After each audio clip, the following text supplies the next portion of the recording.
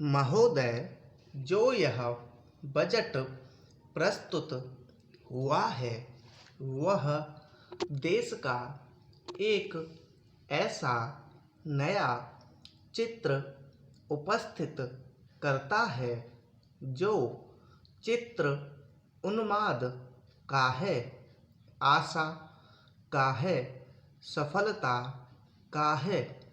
इसमें नए कर ज़्यादा नहीं लगाए गए हैं और जो थोड़े से कर लगाए भी गए हैं वे इस ढंग से लगाए गए हैं कि सभी लोगों पर उसका बोझ पड़ता है। इससे भी उनको निराशा हुई है।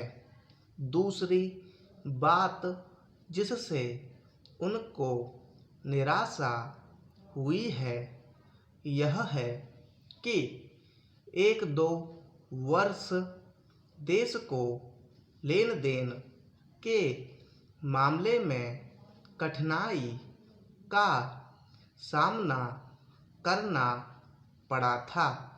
योजना को कठिनाई में पड़ना पड़ा था, वह कठिनाई दूर हो गई है और मैं सदन की तरफ से उन देशों को धन्यवाद देना चाहता हूँ, उन देशों के प्रति आभार प्रदर्शित करना चाहता हूँ जिन्होंने हमारी इस कठिनाई को दूर करने में आगे बढ़कर हाथ बटाया है।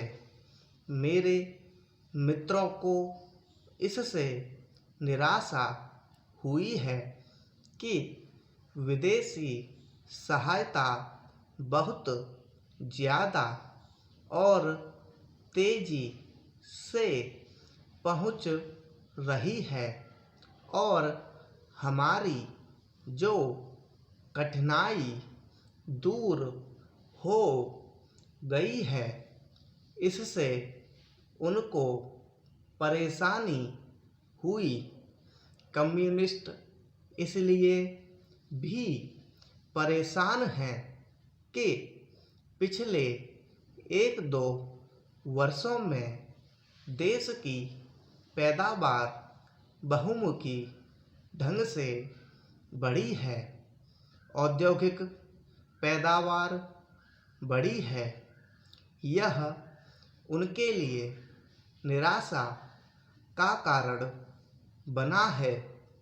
उनकी निराशा इसलिए भी बढ़ी है कि उनका मालिक, उनका मित्र हमारे देश की सीमा पर जब फौज लेकर खड़ा है और जब देश पर खतरा है तो क्यों देश की आर्थिक हालत, क्यों देश की वित्तीय हालत और दूसरी हालत इतनी अच्छी हुई है और क्यों इतनी अच्छी छवि उभरी है।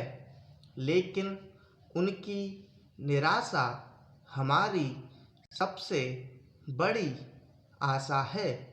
उनकी असफलता हमारी सबसे बड़ी सफलता है और मैं समझता हूँ कि उनके भाषण हमारे वित्त मंत्री महोदय के लिए सबसे बड़े बधाई के भाषण हैं। दो तीन और चीज़ों की ओर मैं आपका ध्यान दिलाना चाहता हूँ। उनकी और दूसरे माननीय सदस्यों ने भी आपका ध्यान दिलाया है।